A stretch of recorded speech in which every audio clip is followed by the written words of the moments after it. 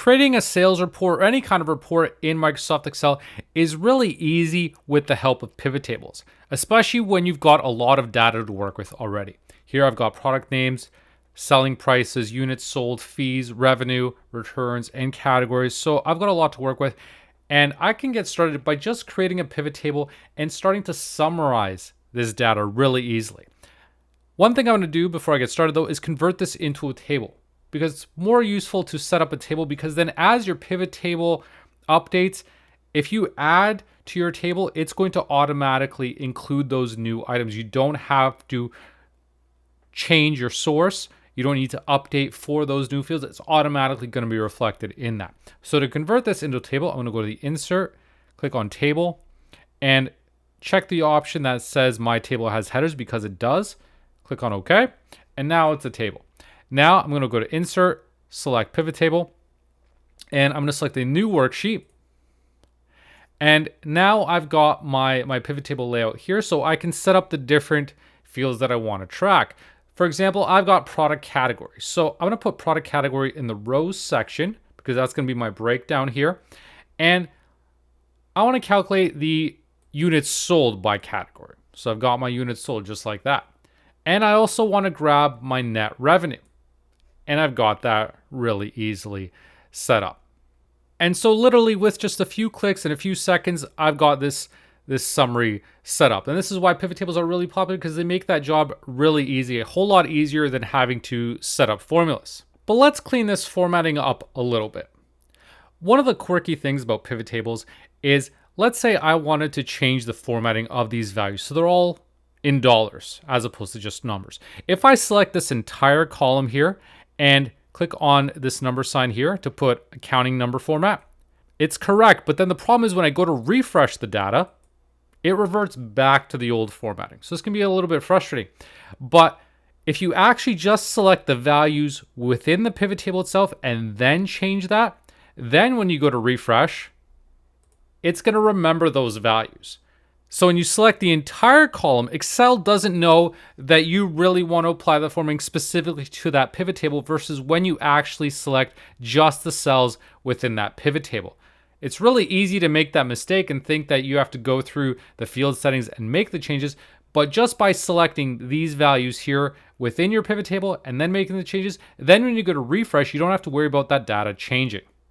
By default, when you add fields to the values section, Excel is going to make them a summation. So a sum of units sold, a sum of net revenue, and that's what it's going to put in the headers. But if you just double click on here, you can change that. So if you just want it to be the same as your source name, I can just delete this sum of and just say net revenue. And the same thing for units sold. I can remove that and have that preserved as I want. So I don't have that sum of prefix before it.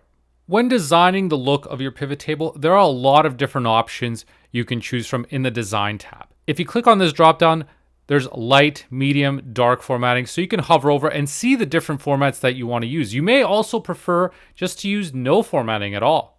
And if you do that, then it's not really even going to look like a pivot table. If I turn off all the borders and set the fill color just to a plain white background, then it's going to blend in with the rest of my data set. And you can't really differentiate, besides this drop-down option here, that this is really a pivot table. However, you could just opt to use just a light formatting where it doesn't have too much of that effect in here and still gives you a bit of that outline. That's what I prefer to look. And you can still make changes to your header here. So if I go here and apply formatting as I normally would, you can also do that. You don't have to go in through the design tab and make the changes there. That can be a bit more tedious and difficult to set up.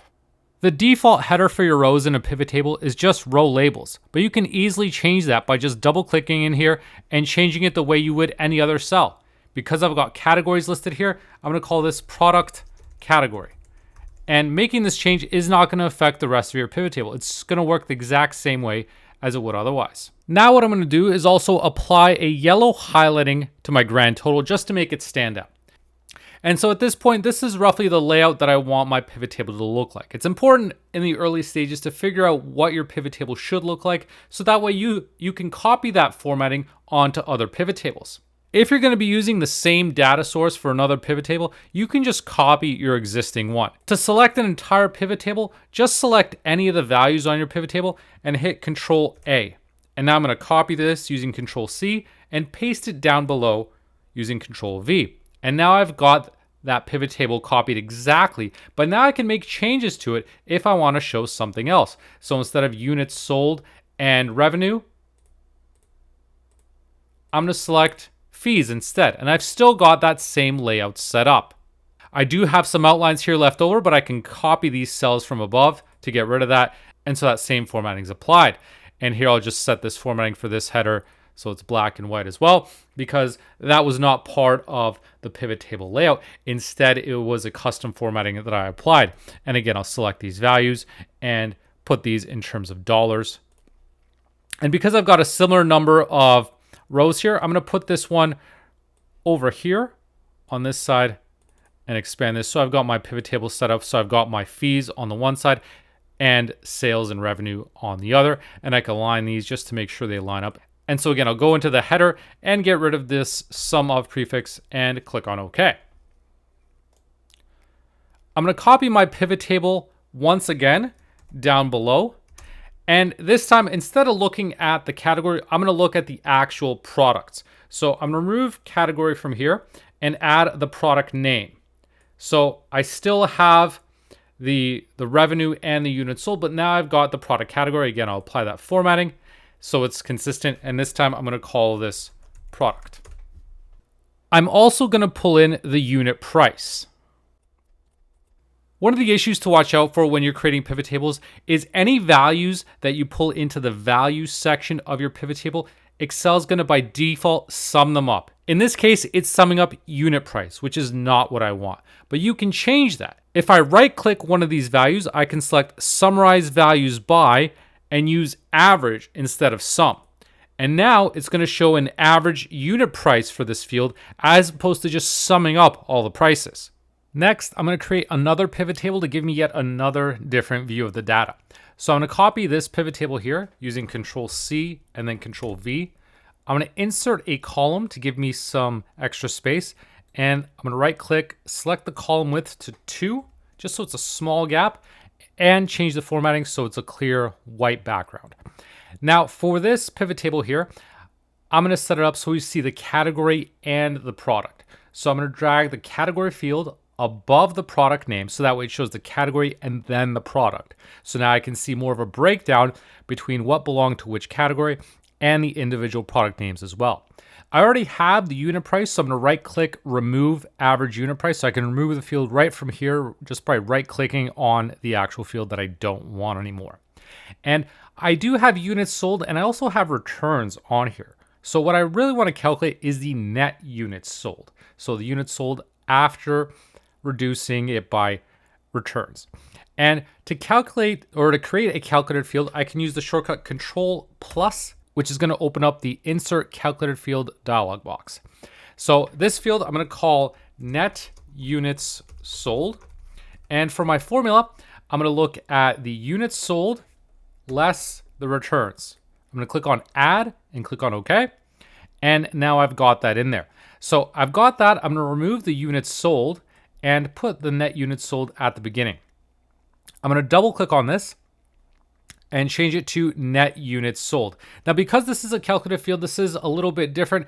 I want to add a space afterwards just so it's not identical to the source name, because when it is the same and then you do a refresh, sometimes the field can disappear. So I'm going to add a space just so it's slightly different here and click on OK. And now I'm going to apply this to make it a black color and a white font consistent with the others. So I go my net units sold, and the net revenue I'm also going to display a bit differently. Rather than showing the total, I want to show the percentage of the total. So I've got this grand total here. I want to know how much each of these items contributed to that total. So if I right click here, I have different options to how to display the data. So I can show values as a percentage of the grand total, or the column total, row total, a lot of different options. I'm gonna use the column total because I'm just looking at the net revenue. I could use grand total, but I'm gonna use column total here. And now I can see the percentage each one of these items contributed to the top line. And it's broken out by individually. So these individual items that are just a normal black without the bolding effect. And these will add up to 100%, as will the categories. So flash drives, memory cards, RAM, SSD. If I select all these will also add up to 100%. So it's adding up both at the category level and the product level. So you got a lot of different views right within this field here. And so now I'm just going to clean up this formatting here just to get rid of those lines. And now the next thing I'm going to do is I'm going to add some headers to my report. So I'm going to insert a column up here and I'm going to delete these extra rows here that I no longer need.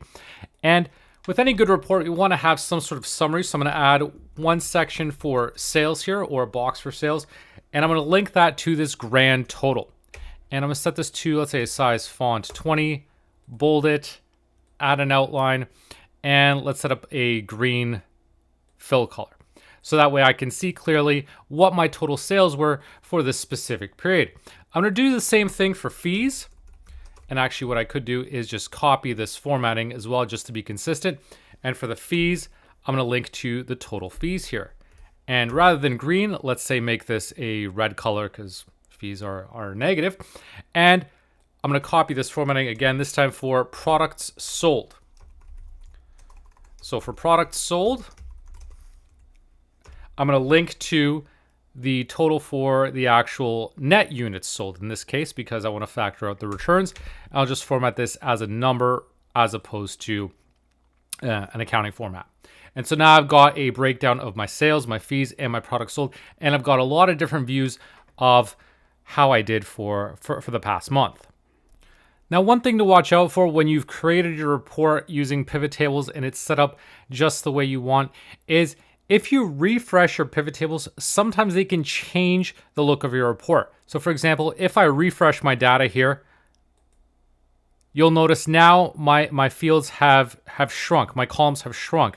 And the reason being is when you do a refresh, they're gonna auto fit based on the fields. To fix this, you're gonna have to go through each one of the pivot tables and go to right click, select pivot table options, and uncheck the option to auto fit column widths on update, because when this is checked, then the auto fit is going to be done, and that can mess up the look of your reports. So now if I stretch this out so that I can see everything, now if I refresh this, it's not going to disrupt the rest of my report. And so that can be really annoying if you set up your report just the way you want and then you go to refresh and now everything is no longer how it should or not in place. So that's an important setting to set up when you're setting up your reports, just to make sure that it doesn't get distorted, things don't shift around, and so everything is visible even when you do a refresh. Because nothing's worse than setting up your report and then once you do a refresh of the data,